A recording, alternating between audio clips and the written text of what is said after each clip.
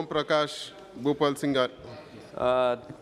माननीय अध्यक्ष महोदय, शून्य प्रहराच्या माध्यमातून महाराष्ट्रातील मराठा समाजाच्या आरक्षणाच्या बाबतीत आरक्षणाची मर्यादा 50% पेक्षा जास्त वाढवणे व त्याचबरोबर लिंगायत समाजाला अल्पसंख्याक समाजाचा दर्जा मिळावा ह्या दोन प्रमुख विषयाकडे मी आपल्या माध्यमातून सरकारचं लक्ष वेधू इच्छितो।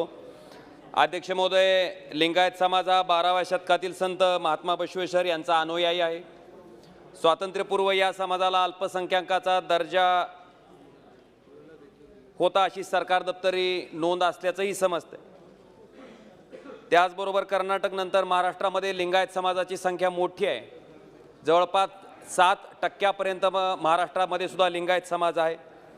अनेक वर्षापासून हा समाज अल्पसंख्याकाच्या दर्जासाठी आवाज उठवतोय आणि अल्पसंख्याक म्हणून या समाज घटनात्मक सवलतीपासून वंचित आहे। या समाजाला मुख्य प्रवाहात आणण्यासाठी अल्पसंख्याक समाजाचा दर्जा देणं गरजेचं आहे। लिंगायत धर्म म्हणून सुद्धा मान्यता याला मिळाली आणि सांस्कृतिक आणि औद्योगिक विकासासाठी या समाजाला निश्चितपणे मदत होईल।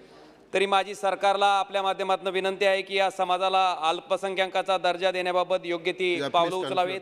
आणि अध्यक्ष महोदय, फक्त एक विषय आहे की मराठा समाजाला आरक्षण मिळवण्याच्या बाबतीत त्या ठिकाणी जर आरक्षणाची मर्यादा केंद्र सरकारनं या ठिकाणी लोकसभेत कायदा करून 50% पेक्षा पुढे नेली तरच मराठा समाजाला आरक्षण देण्याच्या बाबतीतला निर्णय त्या ठिकाणी कोर्टाच्या ह्याच्यावर गुणवत्तेवर टिकू शकेल।